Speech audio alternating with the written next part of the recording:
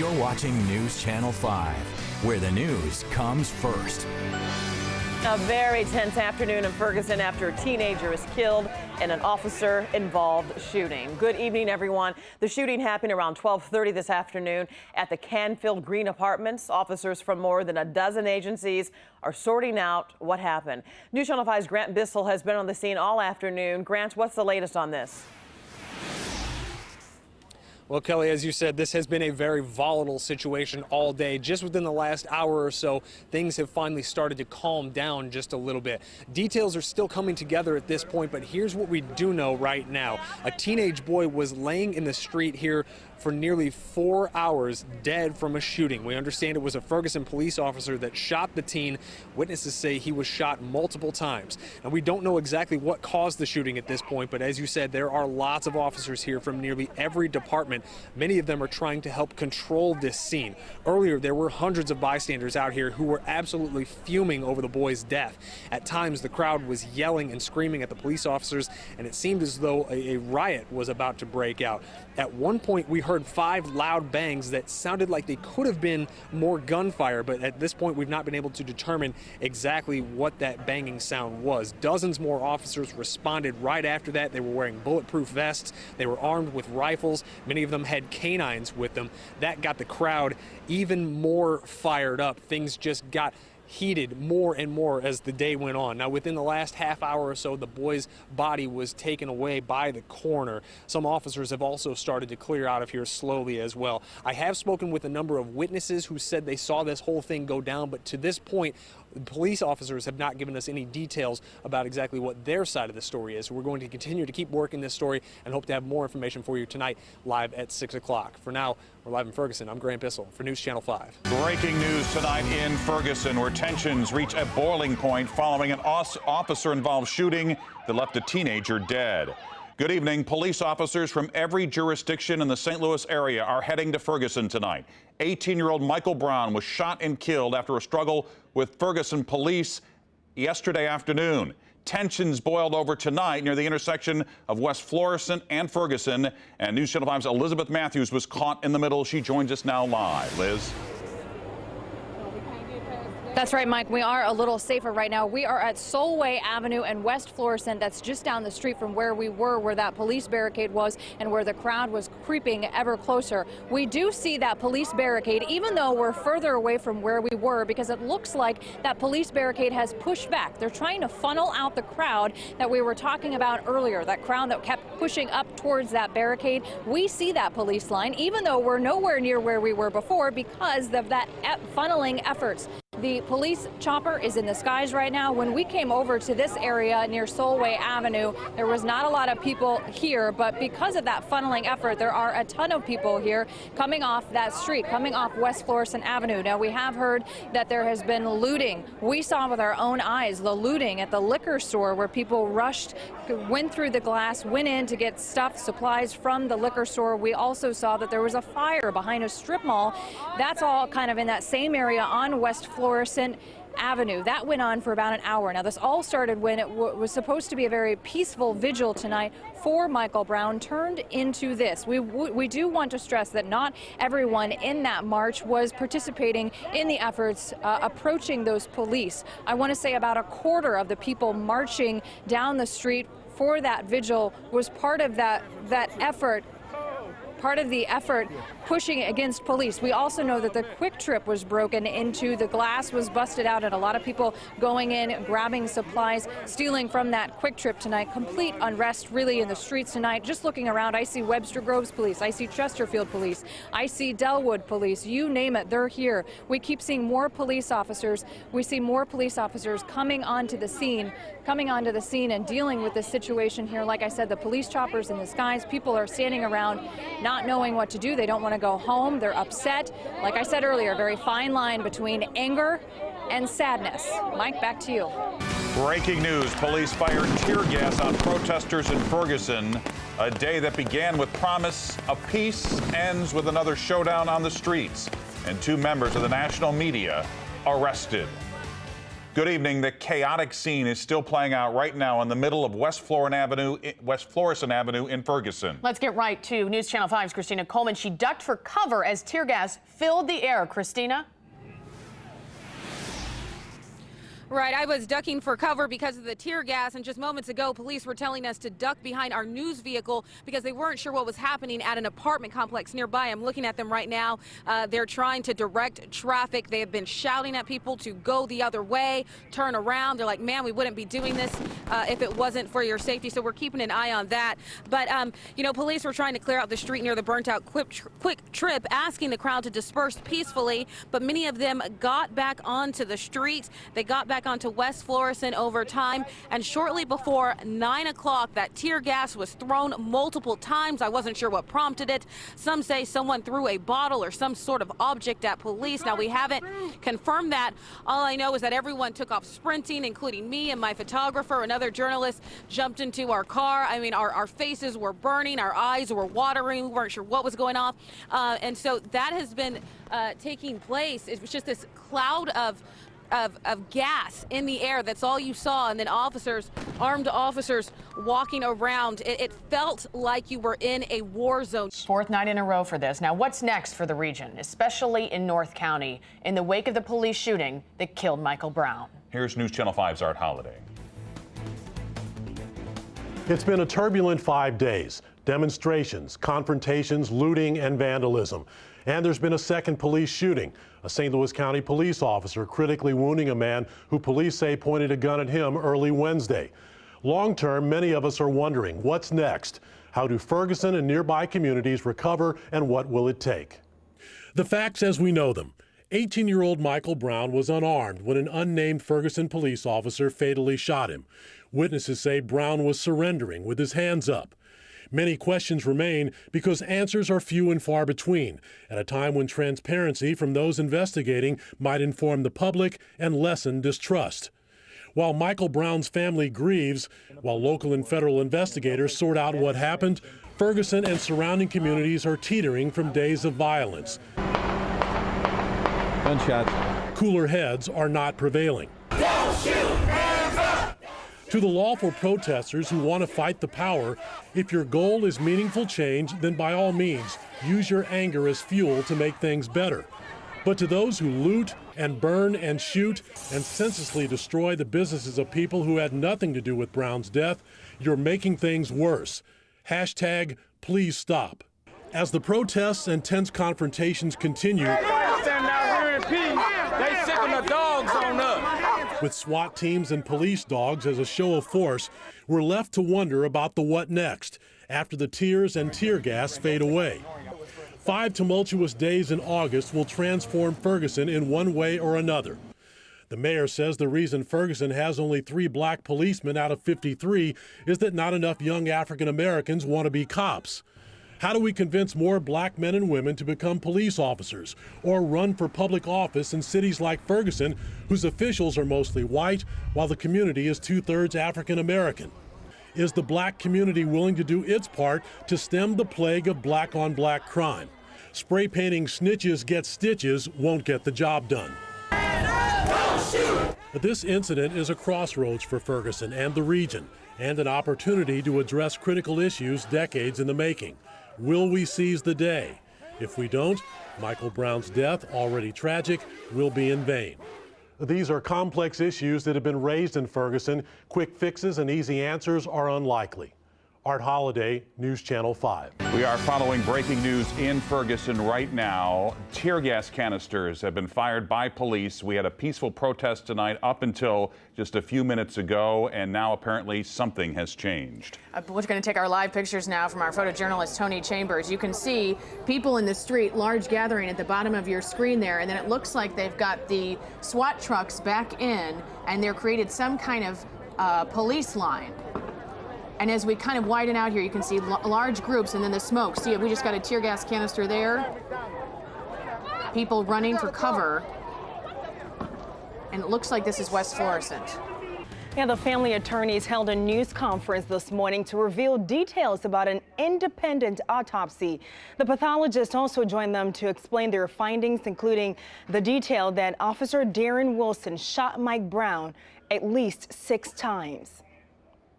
We've got one to the very top of the head, the apex. We've got one that entered just above the right eyebrow.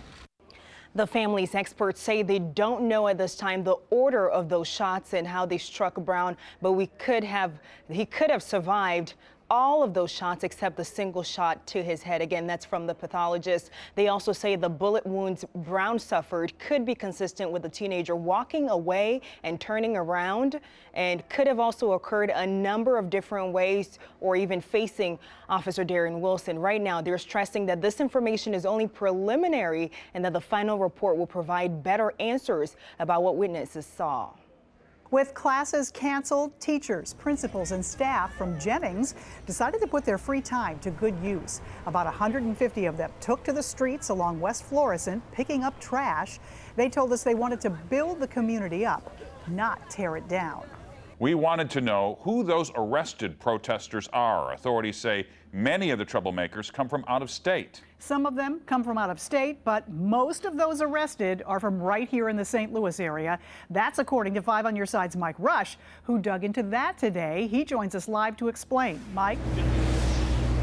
Yeah, Kay and Mike, maybe out-of-towners are causing the trouble, but arrest records seem to indicate that plenty of locals are jumping on board. Now, these are dramatic arrests playing out right in front of us last night on West Florissant and Ferguson Avenue. By early this morning, nearly 60 people had been taken into custody, 2 fires set, 2 people shot.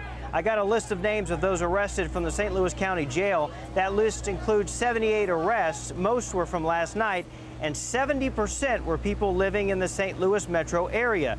Here's the breakdown. Most local protesters arrested, 11 in number, live in the city of St. Louis. 4 are from Ferguson.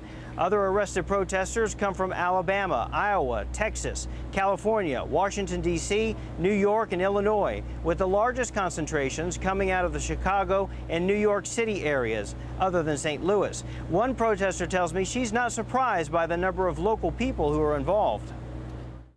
So if I throw a cocktail at the police, then maybe when I die, a law will be set in place that I had to attack the police in order for somebody else to live.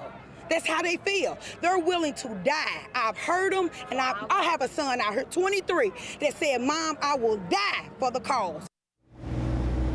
Obviously, very raw emotion still in Ferguson. I spoke to another protester, had a completely different view on it. She says she doesn't want to focus on the negative. She wants to focus on the positive and on seeking justice. Reporting live from Ferguson, Mike Rush, 5 on Your Side. Are closed. There is a place the kids can go for something to do. We found these teachers welcoming students at the Ferguson Public Library today.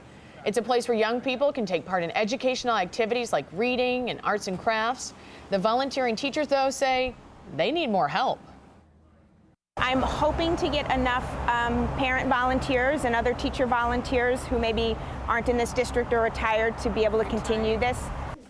If you'd like to help out, you can stop by the Ferguson Public Library. That's at 35 North Florissant Road between 9 tomorrow morning and 4 in the afternoon. There's a call in Ferguson for at least one leader of a protest group to get out of town. News Channel 5's Lisa Zigman is live in Ferguson to explain. Lisa? So, Anna, Mike, I just want to give you a little scene setter right now. The crowd is starting to thin out a little bit, but look what you see here. Ministers, side by side, police officers. Everything is calm and peaceful, and there's been a lot more ministers, it appears, out tonight. Okay, so there are a lot of different groups out here. They all have different agendas, and there's been some angst when it comes to the new Black Panthers, headed by Malik Shabazz. Some people say he is here to keep the peace, and he's doing a great job. Others say he's got his own agenda, he's inciting violence, and they want him out of town. While he's sometimes called a legal advisor or community organizer, some are telling Malik Shabazz to go home, accusing him of inciting violence. It really concerned us because we were, as clergy, trying to keep it peaceful, or help or assist, shall I say, keep it peaceful, because we believe everyone has a right to protest. Shabazz, who the Southern Poverty Law Center calls a racist black nationalist, says he's helping to keep the peace. Is it because I stood between people who are ready to attack the police and the people and women and babies who are about to get tear gassed, and I put my life on the line to prevent the clash? Is that how I incited violence? The ministers who say he provoked violence say they witnessed it. While we are trying to disperse everyone, saying, come on, keep it moving, he was constantly with his bullhorn pushing them toward the barricade. I'm trying to prevent a mess from messing up the case of Mike Brown. I'm trying to prevent infiltrators from destroying things at the same time. And really, number one, I'm calling for the arrest of Darren Wilson. But some who live in Ferguson say he's an opportunist that should go home. We don't want you here.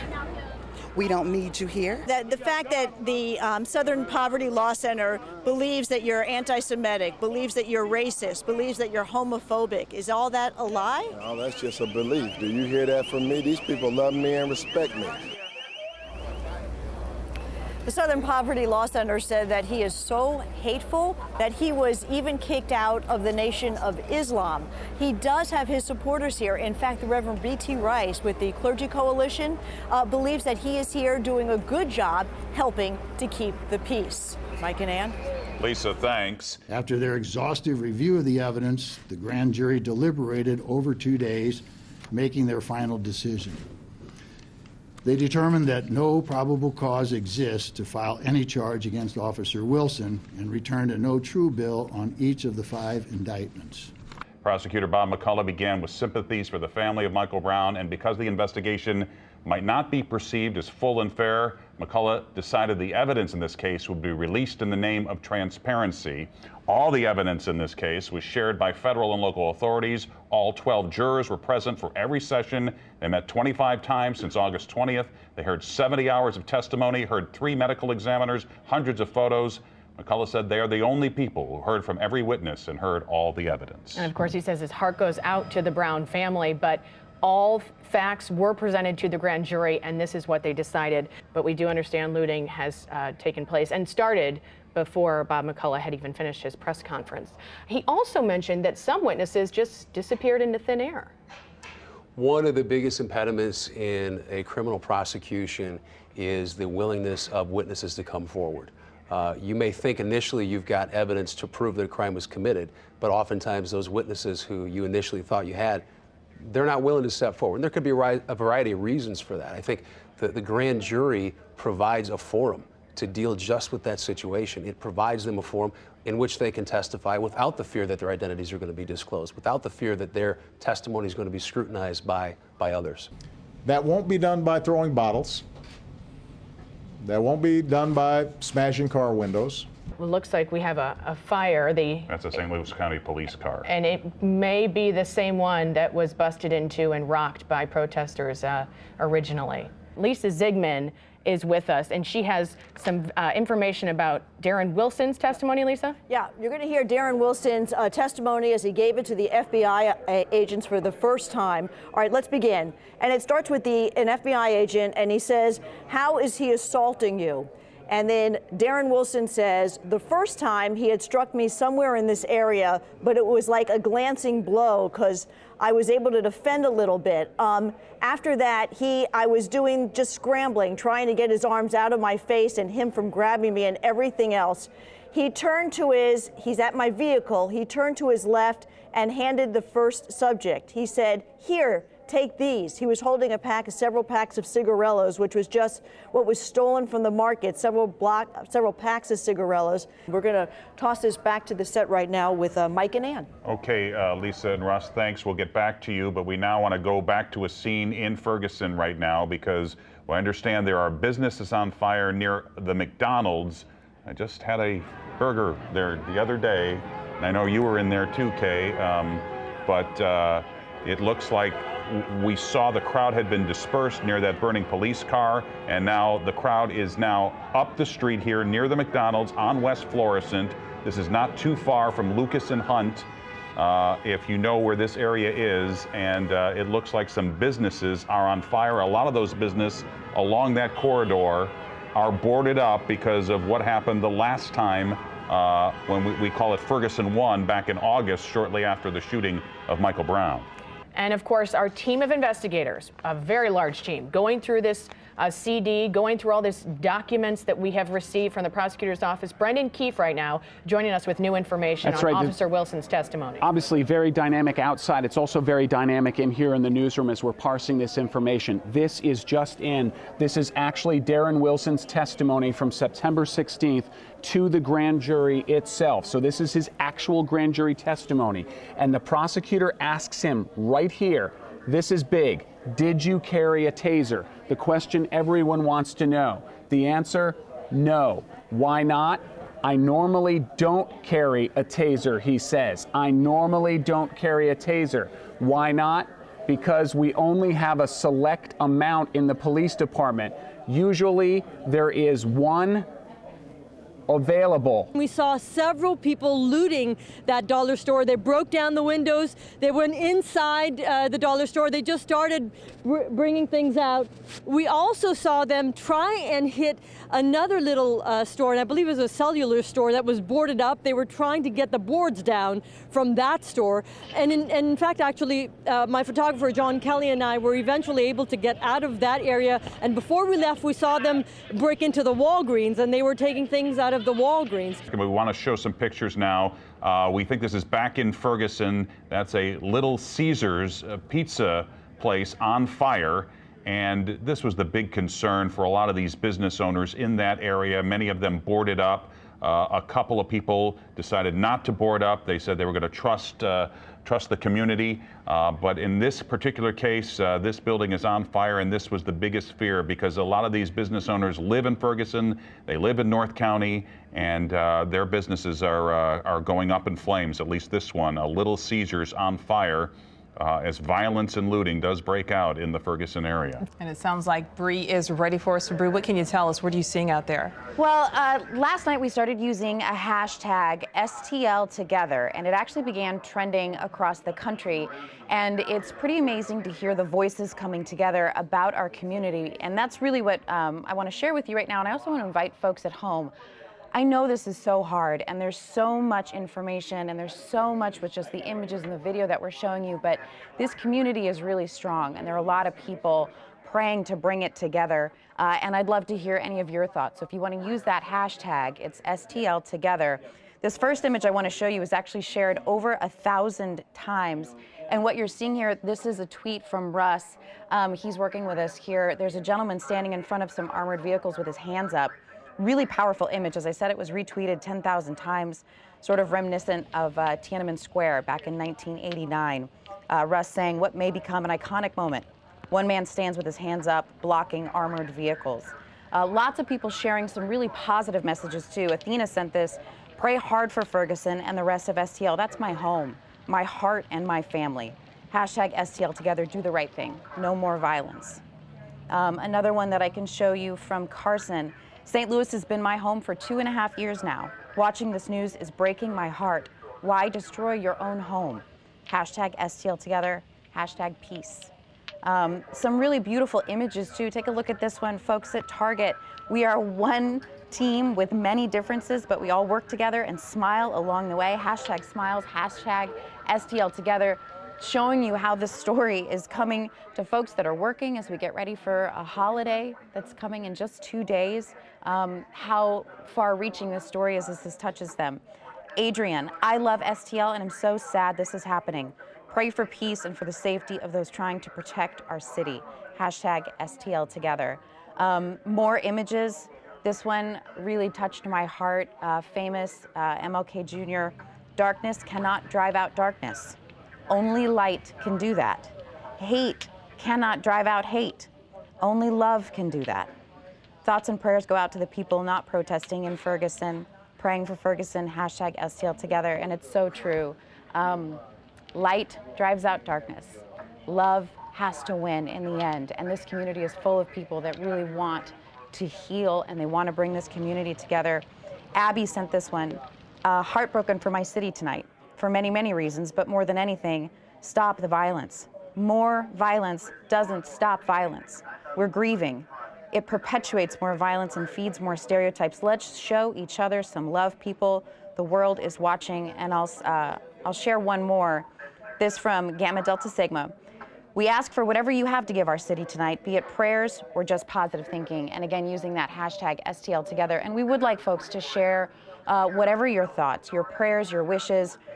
Sometimes I think when we show these images and when we show the video of some of the unrest and of some of the violence that's happening, that it can seem like that's the largest voice in the city, and it is not the largest voice in the city. The largest voice in the city is the voice for healing and the voice for solutions and the voice for coming together, and we really want to give that a voice to you on the air this morning. So if you have something you'd like to share, as I said, please use that hashtag STL Together, and we'll continue to bring that to you.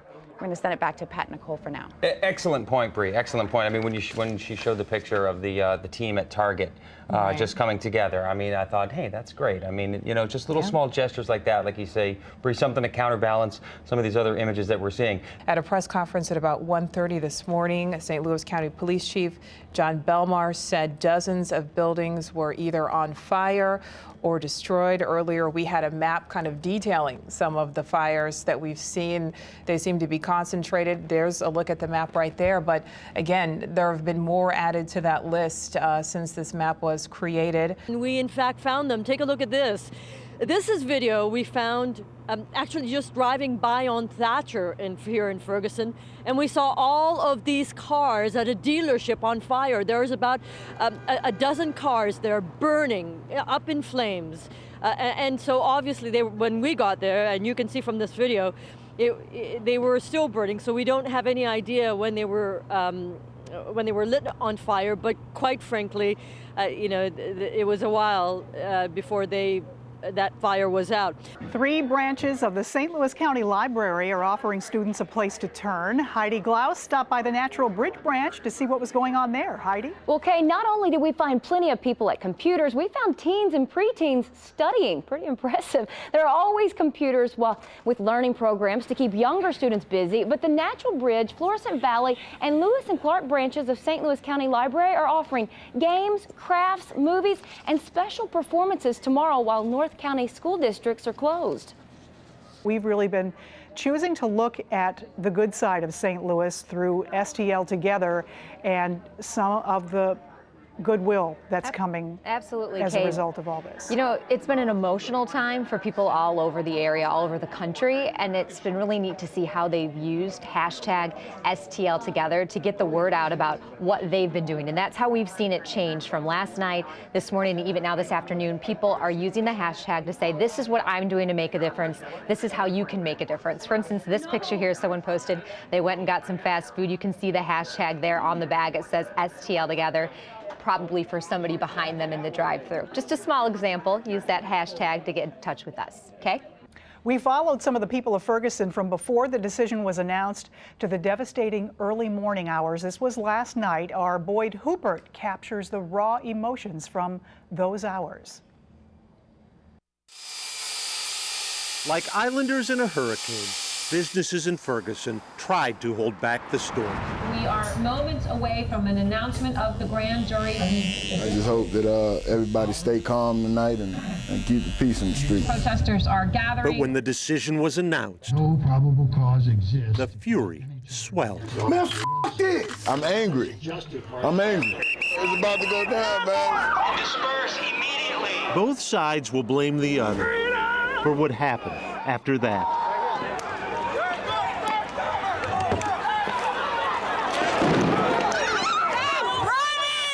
They threw tear gas at the entire crowd. The gas did its job. Blow your nose. I'll get it out of your nose. But smoke was followed. That's what's burning. 2 police cars. By fires. Wild night. An auto parts store, a pizza place. These people work very hard for this business right here. Still, we attack and burn down a black business. And everybody's saying, well, it's the out-of-towners that is doing it. No, it's the local people that stay in the community, that go in there every day, that know what they was doing. And in they went, a title company, a laundromat, a convenience store. Fires with no one to fight them, and only slow-footed looters with a worry of being caught. It's sickening. It's heartbreaking. The forecast for calm was not to be, as a wicked storm had its way. All we wanted was peace. That's all we wanted. Boyd Hooper, News Channel 5, Ferguson. And as our community tries to get through this very painful time together, we have gathered some experts, some volunteers from Provident Life Crisis Services. They are here to help, even if you just need someone to listen. Give them a call, 314-969-8655. Volunteers will be here until 7 o'clock tonight.